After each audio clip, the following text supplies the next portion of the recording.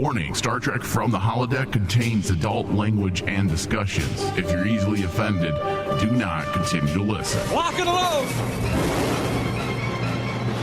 Fire! Holodeck 3 program is reinstated. Open sesame! Commander Klingon vessel. We are energizing transporter beam. Now. One, engage!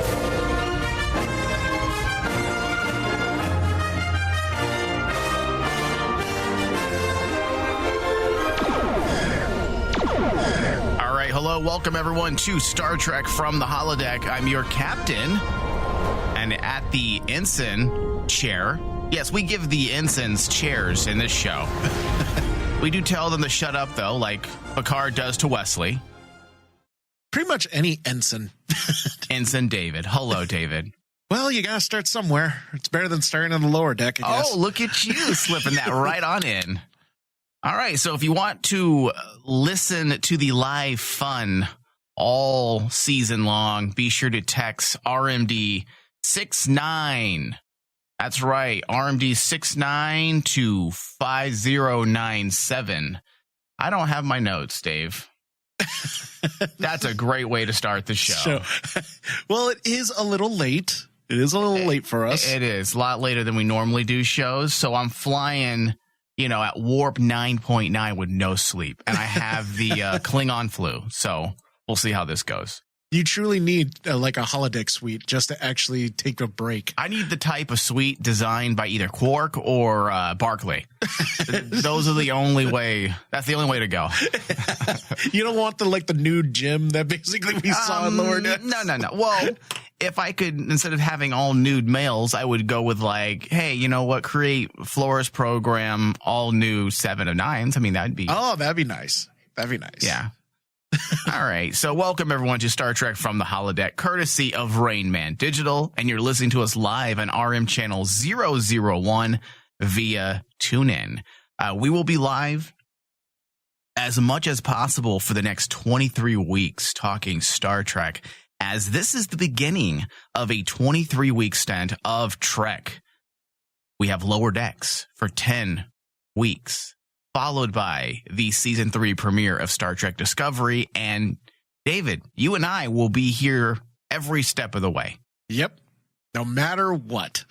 Well, come on. Are you saying that because it's not going to be a great time? No. Okay. Let's be positive. David. Yeah, positive. Or I'm going to feed you to a tribble. In all seriousness, it's actually an exciting time for Star Trek because you have 23 weeks? 23 weeks. That's awesome. And you have 2 series that are premiering back to back. Yeah. Oh man, we were supposed to have Picard season 2 follow up Discovery. Yeah. Season 3. So we would have had a freaking field day, dude. You imagine that would have been what? That would have been close to 33 weeks. That would have been insane. That would have been probably the most. Yeah, I think that would have been probably the most Star Trek I've ever seen in a very long time. Yeah. Because right. the closest thing that basically probably comparable to it was when Voyager released at the same time as the final season of Star Trek Next Generation. Well, we had We had Next Generation running parallel to Deep Space Nine, and then we had Deep Space Nine running parallel with Voyager. Voyager, that's right. Yeah. All right. So as I said, if you want in on the live fun, text RMD69 to 50597, and you will receive push notifications whenever an RMD show goes live or is about to go live.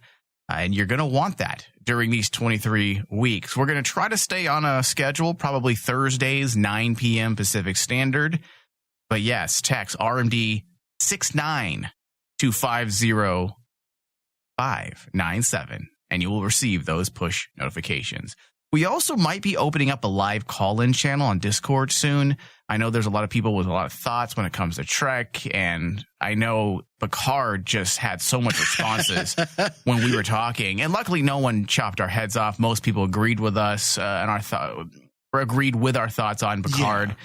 So I am thinking of opening up a specific channel on our Discord soon.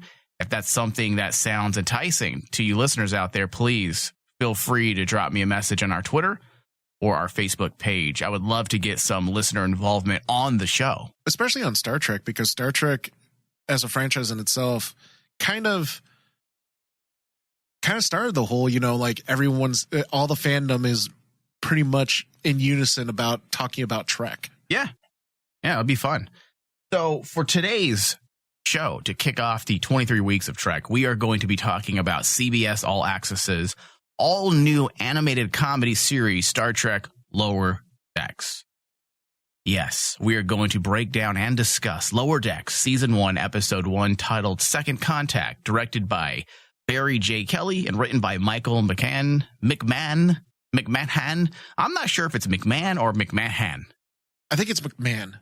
Yeah, I keep wanting to put that A in there. McMahon. McMahon. Oh man, it is late. It's all right.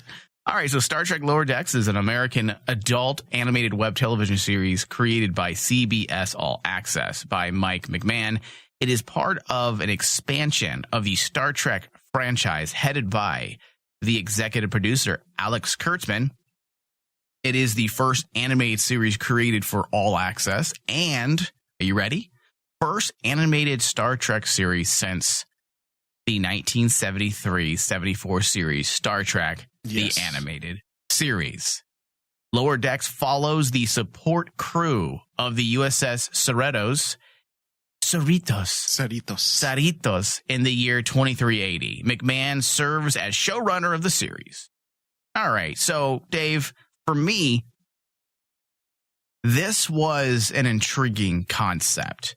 Number one, we haven't had a Trek animation since the 70s. Number one. Exactly. Number two, obviously, I'm a super fan of Trek. We are super fans of Trek. Number three, Mike McMahon was a writer, producer, and former fourth season showrunner for Rick and Morty. Yes. And I'm a big fan of Rick and Morty. Yeah, his work on Rick and Morty was just phenomenal. Well, Rick and Morty is silly, but it's a very intelligent show. Yes. Much of the substance is within the subtext. A very smart show. Yeah, it's one of those shows that you have to really, it forces you to pay attention, even though like there's all this frenetic chaos happening. Yeah.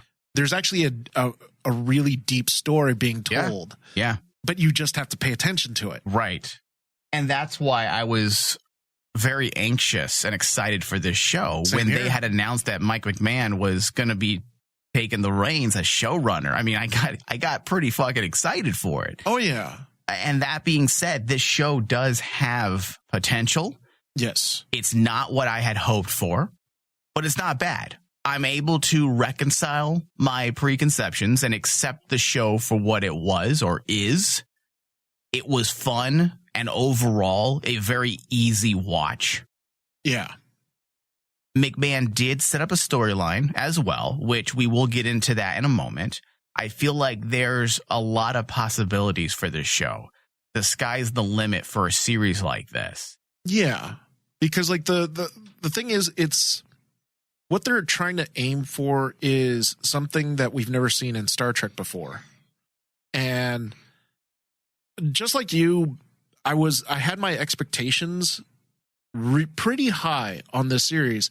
But if everyone's been listening to our past couple shows, those expectations started tapering because, we started discussing about the fact that do we want to have a Star Trek animation comedy, or do we want a Rick and Morty Star Trek animation comedy? Yeah. And I wasn't expecting Rick and Morty. I mean, even Alex Kurtzman, I believe, said several months back, he actually said, do not expect this to be the same tone as Rick and Morty. Yeah.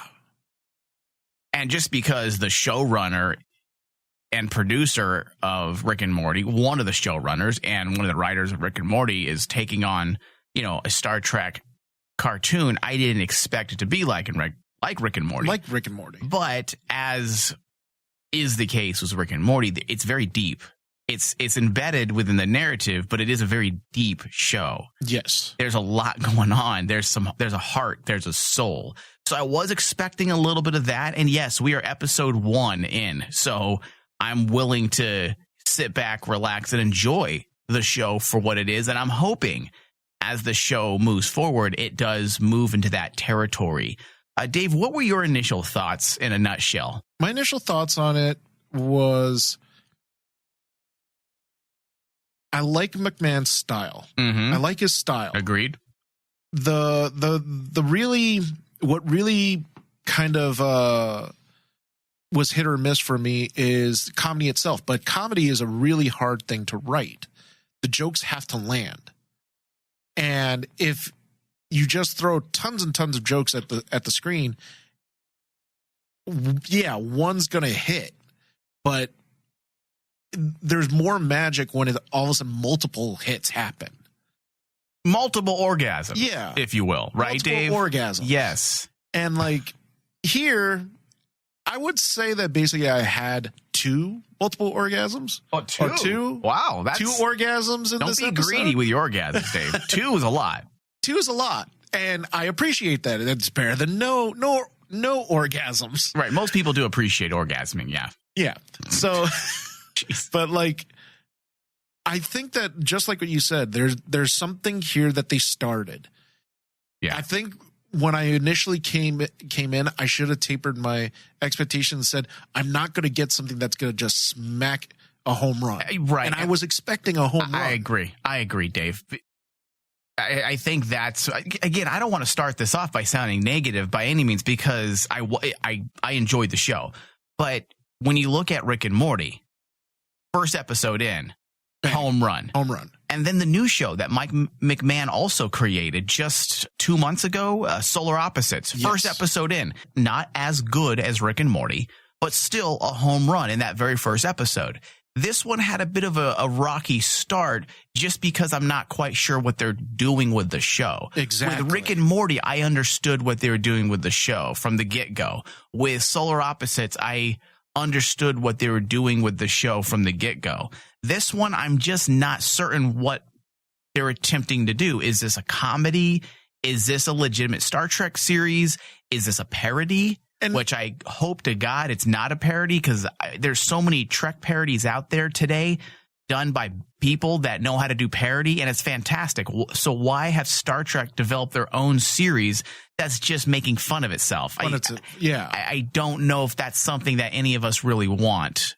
Actually produced by the creators of Star Trek themselves or the current producers of Trek themselves. Leave that for better comedians that's their thing. Parody is their thing. Leave it to people like Seth. What's his name? Seth Green for Robot Chicken. Seth Green is the other Seth too. Seth MacFarlane. Leave it for those guys. That's what those guys do best. When it comes to Star Trek and our producers, you know, I don't know if parody is something that we're going to want to, you know, sign in to CBS All Access every week and watch. Exactly. Yeah. And that's my only thing is I'm not quite sure what the show is going to be. And that's why letting it be made clear right now, I am being very patient and I'm going to have an open mind because I want to see what they're going to do. And I'm hoping, as I said, the show does have possibilities. It has potential. And I'm hoping the show does establish its own mythos as well as bringing in familiar elements of Trek. I would hate for this show to simply be the greatest hit series, a show simply designed so we can have fun with callbacks to previous Trek series. Yeah. Essentially, as I said, a parody show. Mm-hmm.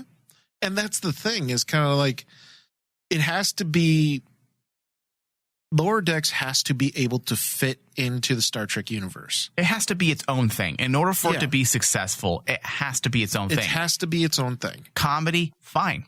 Silly, fine. Lighthearted, fine. But a parody? No. It has to be Trek as well.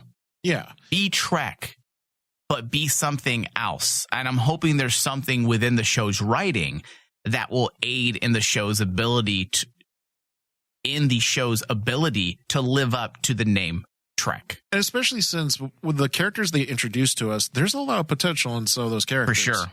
I mean, I liked them. I liked all the characters. I liked all the characters. There was none of the characters that I was turned off by, that I was like going, I don't know if I can get behind that character. All the characters were very, very charismatic. And as I said, the weird part was, is kind of like you, I felt awkward watching it because I was like going, okay, is this supposed to be, are they making fun of Star Trek as a parody a la Robot Chicken? Right. Or I don't think they went that far. Yeah, I don't think they went that far, but are they going to go that far? See, and that's where I was kind of scratching my head because I felt like they weren't quite committing to any one direction. Yeah. It felt like they weren't quite sure what they wanted the show to be. Is it a parody? Is it a comedy? Is it a true Star Trek series with a little bit of levity?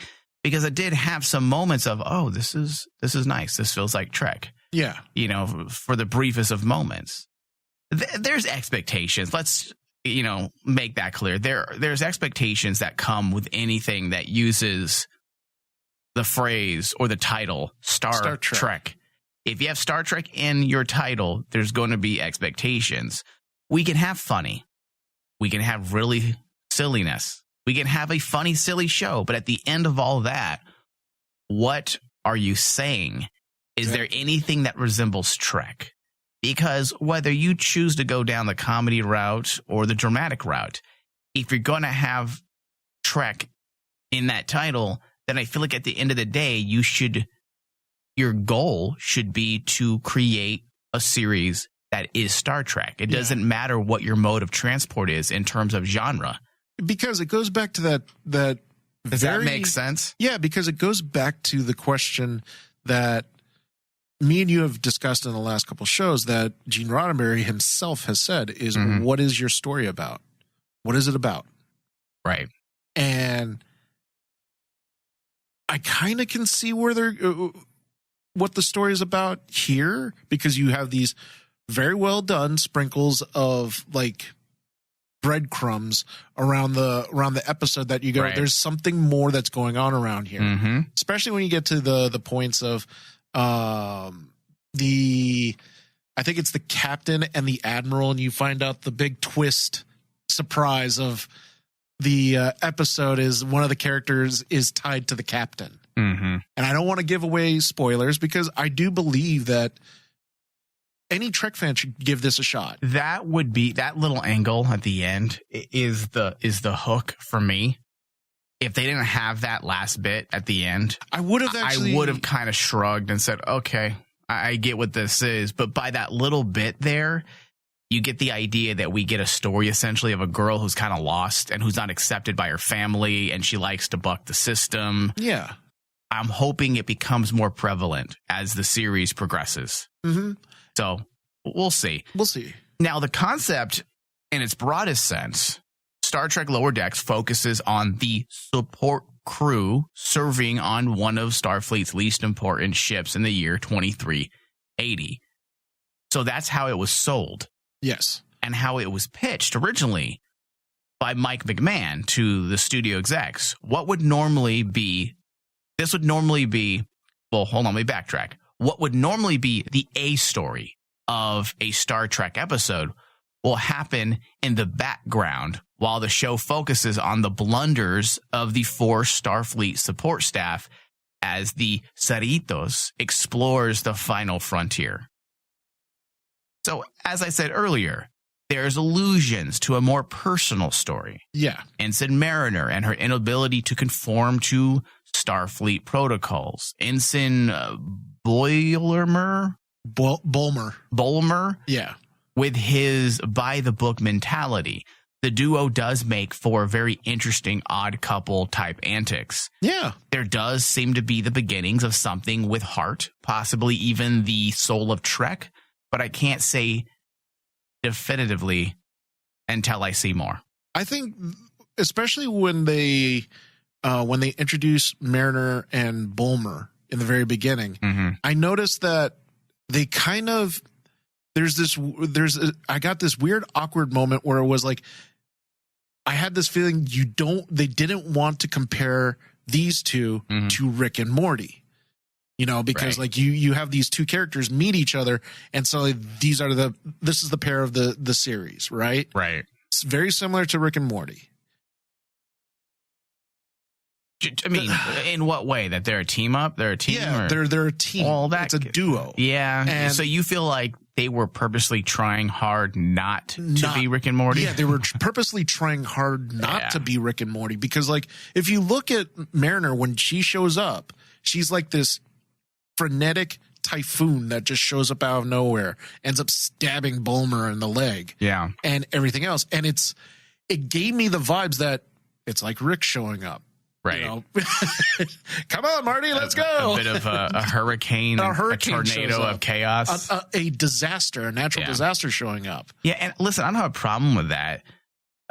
With there being similarities to Rick and Morty or even Solar Opposites. You're going to get that when you're dealing with the same writer. The same writer. If you have the same writer or one of the writers, there's a style that comes with a lot of these individuals, a lot of these writers, these creators, and they're always going to bring their style with them to the next show. So that's not a negative to me, but I do hope, and I didn't pick up on this as you do or as you did. I'm hoping they don't purposely try to distance themselves from Rick and Morty style antics, because then that would be too obvious. It'd be like, well, you're obviously trying not to be. Just be you. Yeah. McMahon, be you as a writer. Write your show, and if whatever you churn out feels a little bit like something you've worked on before, it'll be different because you're governing it. You're governing that narrative within the world and confines of the Star Trek mythos. And so it will be different by default. Yeah. And the weird part was by the middle of the episode, that's when it for me, the episode started to click, because you had this moment where it's like, okay, he's focusing on the narrative now. He's showing us the story instead of all this frenetic chaos happening. But it was just like what you said, alluded to in the beginning of the show. It started off slow, and then you get to thankfully it happened in the middle, because if it happened in the end, I don't know if I'd be too happy with this episode. Yeah. But he was able to find his story, his narrative footing by the middle of the episode, and you started seeing it as they wanted it. You know what I mean? Yeah, I'm interested to see how the writing style evolves or continues on past this episode. There wasn't enough for me to truly delve deep into his style, but it feels like it's being written in a very similar structure as Rick and Morty and Solar Opposites. It's a fuckery of an act structure, and we'll get into it in a later show. I'm not really prepared to get into it, and I want to wait till we see more of Lower Decks before we start talking about the comparisons of writing style, because there is a very specific style that who is the creator of Rick and Morty? Dan Harmon? Does that sound right? I think it's Dan Harmon. Yeah, I believe it's Dan Harmon. There's a specific writing technique that he has implemented within the writing room of Rick and Morty, and it's a hybrid version of Joseph Campbell's writing technique, the hero's journey. Yeah. And they kind of fuck with the act structure a bit. So I want to wait, but let's put a pin in that thought. Do not let me forget about that. I want to include that probably in our next either episode 2 discussion or episode 3 discussion after we have more to wade through. That's the thing. You need that's why I fully say that we need to give this series a shot. Honestly, Dave, I wish you can't judge it after the first episode. Like not at all. A lot of the things. Not at all. I mean, you can give a fair review, absolutely, but to say without a doubt, well, this sucks or this is fantastic, you can't say that. You can't say that. A part of me wishes that they would have dropped at least 2 or 3 episodes. Same here. I thought that it was very strange that they didn't. Yeah, and then give us those the weekly episodes, just so we can get a little bit more of a feeling for it. And I know some of the review sites out there were given 4 episodes to preview, and it seems like the ones who were given 4 episodes to review were the ones that have reviewed this series favorably so far. And the ones who only saw the first 30 minutes have kind of been kind of like us, like, it's like, yeah, it's all right. It's all right. So And first off, I'm a little angry that we didn't receive the 4 episodes. I'm going to have to reach out to CBS All Access and get on that list. Oh, dude, yeah. Because we need those early copies so we can knock out these reviews a lot faster. All right, so Yahoo Entertainment says that CBS All Access's new animated comedy series, Star Trek Lower Decks, achieves so perfectly. I don't understand that sentence, but that's their sentence. Does that even make sense, David? Remember, it's Internet Reporter. CBS All Access's new animated comedy series, Star Trek Lower Decks, achieves so perfectly. I don't know what that means. This may not be the best Trek series ever, according to Yahoo Entertainment, but based on the first 4 episodes, it might be the most Trek series ever. It isn't a riff on Starfleet shenanigans. It's the real deal, raw and undiluted. Now, taking that paragraph there, I don't know if he was smoking like marijuana, some weed, some sticky, icky, some of that green, because I don't get that at all. Some of the most Trek series ever. Yeah. Now, the key word here is, or phrase here, first 4 episodes. So I'm wondering if it's just like we have said so far, that it feels like it has potential. We need to see more. So I'm hoping over the course of these next 3 episodes, we start seeing what the writer saw for Yahoo Entertainment, because if it becomes the real deal, raw and undiluted, fucking sign me up, dude. Yeah, because and that's the problem is that's after they've seen 4 episodes. Yeah. And I see a lot of reviews actually today that basically it's 50-50 with a lot of people, because people have only watched episode 1. But I will say, not one person, I've read 15 different sites, not one of those 15 have said it sucked. Yes, I will agree with that. But whereas Picard was it was 50-50. It was 50-50. Oh my God, I love it. Or, oh my God, this sucks. There was no yeah, it's a pretty good show. It's okay. It was amazing. Or it blew. This one seems to be a very similar general consensus that it has potential. It has potential. It's fun. Let's see where it goes. And the comedy, you mentioned this a bit. The comedy was fine. It was the type of humor I had expected. I do agree with your thoughts that it felt like, let's see what sticks. Yeah. And that also could be us, the viewer. Many times with these types of shows, it does take a moment or two, sometimes a couple episodes, to kind of understand the comedy. Yeah, because it's like that with Rick and Morty. Rick and Morty, the comedy, it grows on you. And you have to be in sync with the comedy. Like with other things, you don't need to be in sync. You just need to sit back, watch, and pay attention. With this type of comedy, you have to be in sync with it. There's a rhythm. There's a rhythm to the writing. There's a rhythm to the jokes. And once we find that rhythm, either the jokes are going to fall into place and we're going to love them, or we're going to say, wow, this isn't that great. And I don't feel like I've quite found that rhythm yet. Yeah. And that's what I mean is when I say that the first part of the episode, it seemed like they were throwing things at the wall. They were trying to figure themselves out. And they were trying to figure themselves out. And I get that. Because there were funny moments, absolutely, that I chuckled pretty loud. The heart part where the ensign is pumping the lieutenant's heart. That was messed up.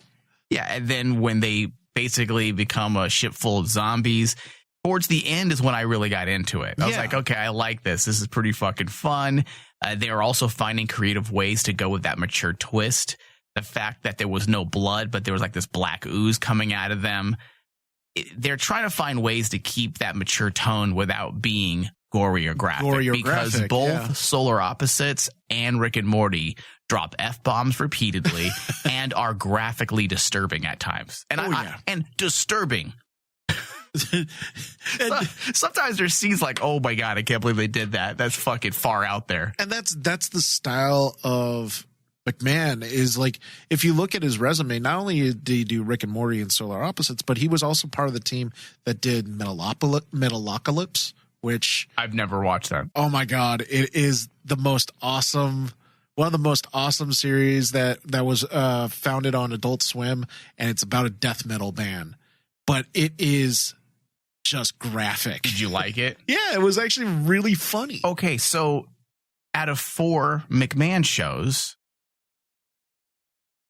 you enjoy his work. Let me say 3, because I won't include Lower Decks. So there's a big probability here that you are going to enjoy the show. Yeah. And that's the thing, is kind of like I felt like I had to separate myself and say, okay. Well, expectations, like I said. Expectations were Right. extremely high. And as much as I like his McMahon's work, you're also mixing that type of humor with Star Trek. Mm-hmm.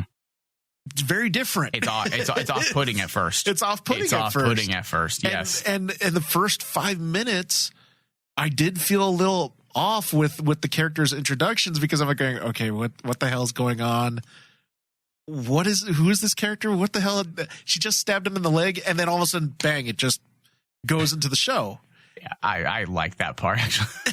But it is off-putting. It's off-putting. It's hard to figure it out, because you see Star Trek, but it's like, this isn't Star Trek. This isn't Star This Trek. is a comedy. Yeah. And again, that's not a bad thing. I have always said this. I'm not a stickler for Star Trek always being Next Generation or the original series. I'm very open-minded when it comes to Trek and what they want to try with it. I feel like Trek can be almost anything within any genre, as long as you adhere to certain core ideals. And as long as you adhere to those core principles that Gene Roddenberry has laid out for Star Trek all those many years ago, if you respect him and respect Star Trek, then you can take this franchise into any genre. Into any genre. By the middle of the episode, that right when it started clicking was when you started learning more and seeing more of the characters' motives. You know, you started seeing more of Mariner's background. Yeah. Where she's not just a frenetic, chaotic whirlwind. She's trying to do the good thing and help the farmers out. And that's when I started actually seeing, okay, he's doing more than just right the slapstick comedy that you would expect in like these type of characters. He's doing a narrative, and you see there's something deeper to Mariner, that she's not just this loose cannon that likes to drink Romulan ale and stab her friends with a bat'leth. Yeah. So Star Trek Lower Decks takes place in the year 2380. This is an interesting setting of choice for a lot of reasons, and it's also another reason why I was excited, because for those individuals out there, Dave, that might not know, this happens during the Next Generation era. If you can't tell by the style and the uniform choice and the starships. Now, Star Trek Lower Decks 2380 setting is significant because it continues the exploration of the late 24th century that began with Star Trek The Next Generation and continued with Star Trek Deep Space Nine and Star Trek Voyager. 2380 means Lower Decks takes place after DS9's Dominion War and 2 years after the USS Voyager returned to Earth following being lost in the Delta Quadrant for 7 years. Yes. This means Lower Decks happens well after the future Admiral Janeway introduced a pathogen into the Borg Collective. So everything we have known of Star Trek at that time, all the big checkboxes have happened. Yes. We're in an area of Star Trek The Next Generation that we have never been in before. Yeah, we're essentially, we are in the time frame before Picard. Before Picard and after Nemesis as well. This is apparently 1 year after the events of Star Trek Nemesis. So we are right in that area, Dave. Yeah. And that's a fun area. And that's another aspect that got me very excited for this series, because this is a timeline that we can have some fun with. I'm not against having fun. Okay, Dave, despite my negative Nancy mentality at times, I'm not against having fun. I'm not against callbacks, but let's make sure that our callbacks are simply dressing. That underneath that, there's a story with heart, that there's its own mythos as well. And that's something that I will be a stickler about this entire discussion for the next 9 episodes that we have left. Let this be something more than just a comedy. Let this be something that could stand on its own feet, that we can look back and say, remember Star Trek Lower Decks? There were some fucking amazing episodes in that comedy. And those series. characters have to become just as iconic as characters from the other series. We have to talk about them. We have to talk about them. We have to talk about them when we talk about other characters. Yeah. So fun time, definitely a fun era that we don't know a lot about. It'll be interesting. Well, you can have a lot of fun. You can bring up elements of Deep Space Nine. You could bring elements of Voyager into it. Maybe even little things that only, us Star Trek nutcases will actually follow. Yeah. And speaking of that, there were actually quite a bit of Easter eggs as well. Now, these were Easter eggs, and I could not keep track of the amount of things they dropped on us. They mentioned Kirk. They mentioned Spock. There was little things, too. Talk for a second. Let me bring this up, unless we want to go to a very quick break. Well, the thing about like the Easter eggs, me and you have always been a stickler about Easter eggs. It's kind of like... Well, many times they're not Easter eggs. They're not Easter eggs. Here...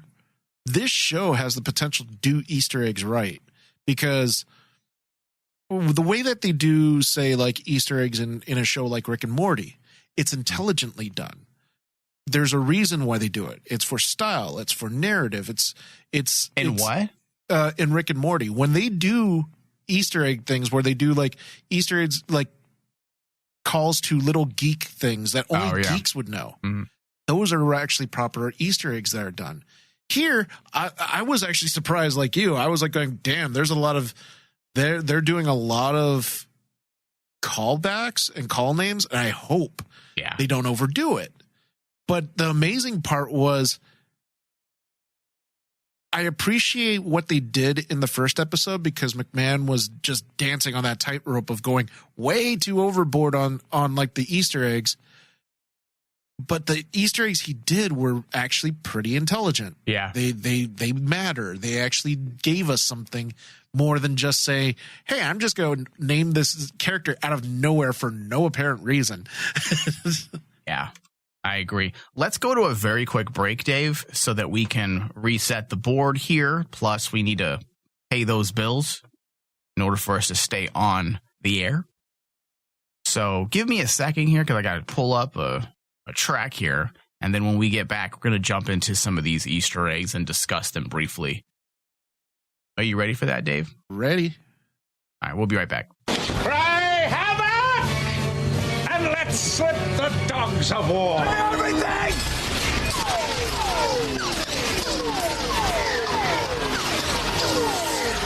Free stuff is awesome, but free stuff that will spice up your bedroom is even better. Just go to adamandeve.com and select almost any one item for 50% off, and then we'll load on the free stuff. Just enter this very exclusive code, RAINMAN, at checkout, and you'll get 10 tantalizing free gifts, including a sexy item for him, a special toy for her, and a third item you'll both enjoy. And 6 extra special bonus items that are sure to rev your engine, pique your curiosity, and even blow you away. Plus, free shipping! Always sent in discreet packaging. Go to adamandeve.com now. Get 50% off plus the 10 free gifts when you enter the exclusive offer code RAINMAN. Again, that's RAINMAN, because without it, no free stuff. That's RAINMAN at adamandeve.com. Energize.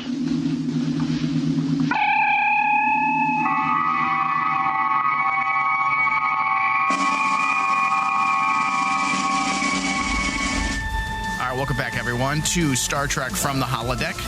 This is the Lower Decks edition of our broadcast, where we're going to be breaking down, discussing for the next 10 weeks Star Trek Lower Decks, the new CBS All Access Star Trek animated series.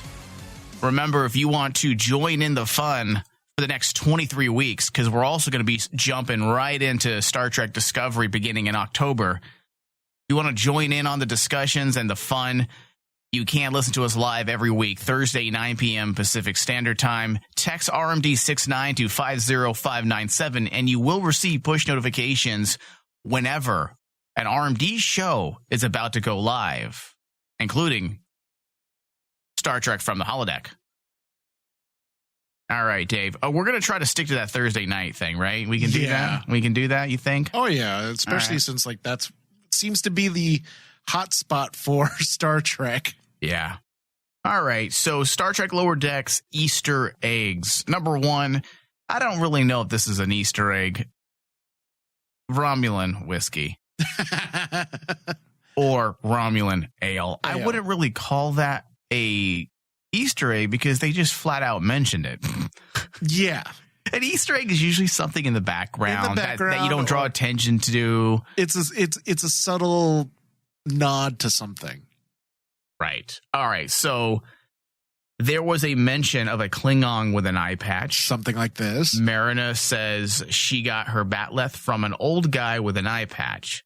While this could be a random reference, I'm inclined to believe that she was talking about the Klingon General Martok from Deep Space Nine. Yes, that's the one that I was thinking of. All right, shuttlecraft names reference DS9 and the name of the Cerritos itself. All the shuttlecraft of the Cerritos appear to have names after forests in California. We see shuttlecraft with the following names: Redwood, Yosemite, and Joshua Tree. The Cerritos itself is named for the city in California. That's a reach. I don't think that's an Easter egg either. That's a bit of a reach. I think it's... Yeah, I should have reviewed this Easter egg list before talking about it, because you know what's going to end up happening, Dave? You're going to get angry. I'm going to get angry because these aren't Easter eggs. 2 crew members are rocking visors. That's an Easter egg. Yes. There was little attention brought to it. We sleep in the hallway. This is related to Star Trek, The Undiscovered Country. We saw several young crew members. Okay. See, no, that I don't consider an Easter egg. One I do consider, because I have one pulled up right here, is the black hole in the opening credits is from Discovery. That's a visual from Discovery that they took.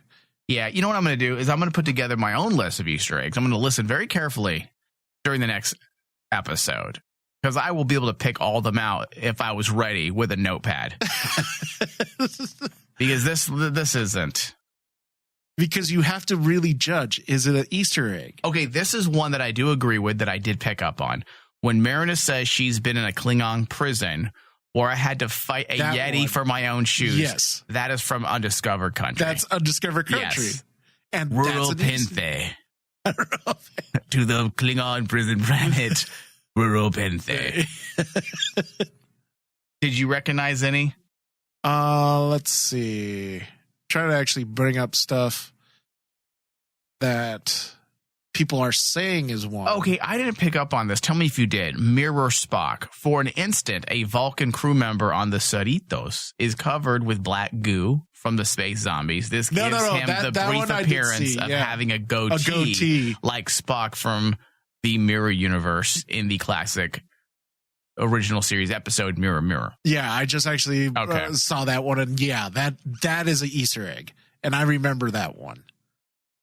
I think the only one they got right is like the Undiscovered Country and Martok. Those are the two ones I would agree with the site. Yeah, that one, and the prison one's a good one. Yeah, did I not say that? No. The prison planet? Oh, the prison planet. Yeah. Okay, yeah.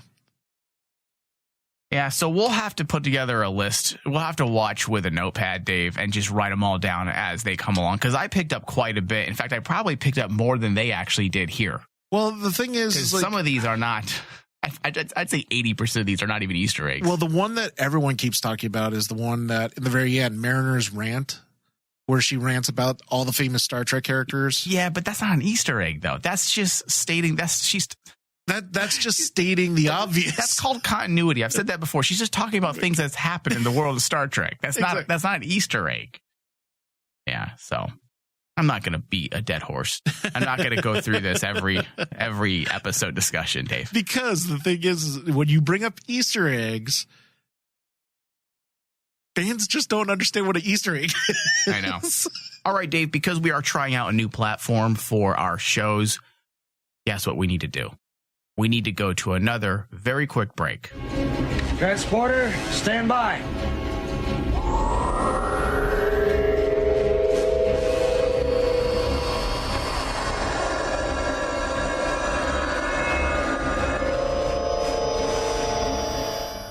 All right, so let's talk briefly. Then we got to close out our discussion with an RMD score. I'm actually really interested to see where your score is because my score might surprise people. Well, hold on. Let's talk about the Trek theme first. Okay. I'm going to be honest with you, Dave. It's my favorite part of the entire thing. Because it feels like an actual old Dude, it feels, Star Trek theme. Yeah, it feels like a cross between Voyager, Deep Space Nine, and TNG. Yeah. It has all the similar sounds.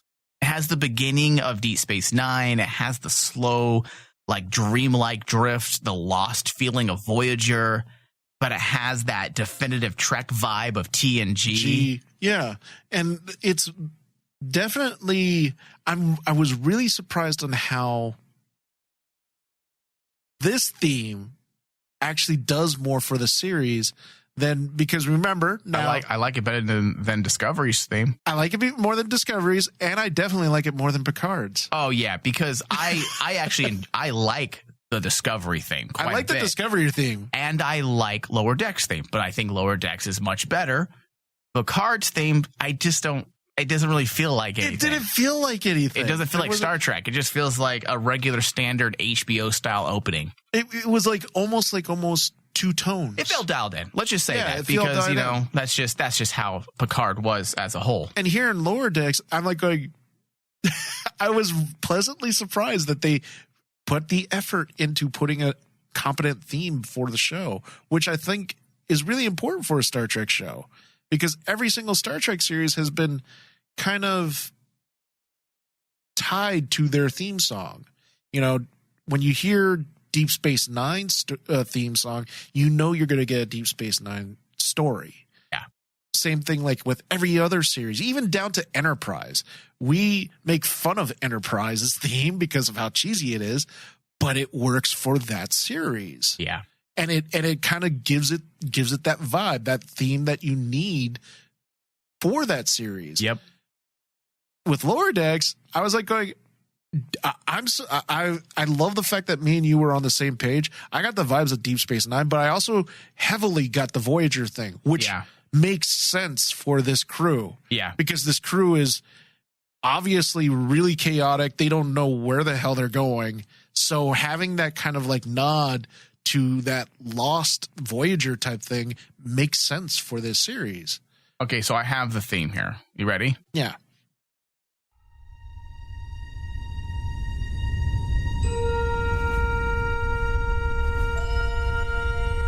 See, there's a moment of Deep Space Nine. Then there's the original series. And then it goes into Voyager.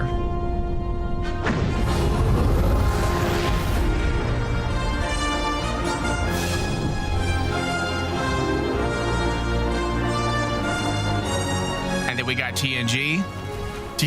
Yeah. And then it becomes its own thing. Yeah.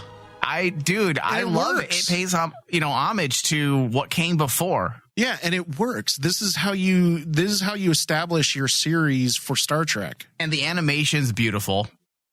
Yeah. The characters are pretty standard, but the space Jesus, I can't talk, Dave. I knew it was going to happen at some point in this show. Yeah, the overall shots of the starships, the aliens, especially in this intro here that we're watching, it's really crisp. Yeah. Oh, even the planets. Yeah. The planets look like they're. This is what a actual theme or an opening scene of Star Trek always opens up with. It also is nice to be able to make out the spacecrafts, the starships without a bunch of blur effects like in Picard where you can't even make heads or tail of what type of vessel we're looking at because the entire thing is blurred out. Yeah. But here's the thing. The Cerritos actually looks like a decent ship. Yeah. But it actually looks different. Yeah. It's different than any of the ships we've seen. It has its own unique design. Yeah. Which it needed to, as I have said numerous times now.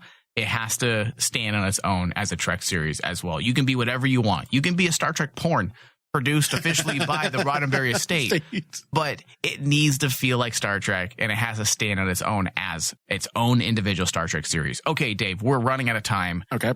Overall thoughts in 30 seconds, plus your RMD score. Okay, my overall thoughts for this, the show has a lot of potential. It really does. I do give a word of warning to Star Trek fans. You might get turned off by it the first half, but give it a shot. Yeah. Work through it. You will, by the middle of the episode, you will get into it. And you just have to give the show some breathing room. Sometimes it's like having sex with a fatty. It just takes a little bit to get going. Once you're in there, it's like, okay, this is pretty good. This is a fun time. Yeah. And yeah. You're like, yeah. True. But that's going to be cut. But the overall, I think a lot of people who are judging this and critiquing this also have to look at it at the lens of this is going to be actually the first Star Trek comedy series that we're going to get. Well, yeah, you're right. So you have to give it that shot because it's going to be so different than anything we've seen from Star Trek. I would agree. And so my score for the opening show is a 78. All right, here I go, Dave. You ready for me? All right, here we go. I still need to figure out what the show is, and that's not my fault as a viewer. That falls on the shoulders of the writers. Yes. It felt like they weren't quite sure what they want to do with this show. Is it this? Is it that? Is it both? It didn't feel like they were committing to any one idea as of yet, other than, hey, this is comedy. Yes. That being said, it does show a lot of potential. The hook at the end with our main character and connecting her to other characters brought a bit of substance to the overall package. And I'm looking forward to seeing how all of that works out. So, enjoyed it. I definitely feel like Star Trek fans should check it out. And also give it a chance. Give it another 4 or 5 episodes before you say, this isn't for me. Yeah. Because basing that on just 30 minutes or 27 minutes, I don't think it's fair. We didn't really get enough. So my RMD score is 71%. I want to thank everyone for listening. Thank you, David. Thank you. Live long and prosper. I couldn't help but notice your pain. My pain. It runs deep. Share it with me. End simulation.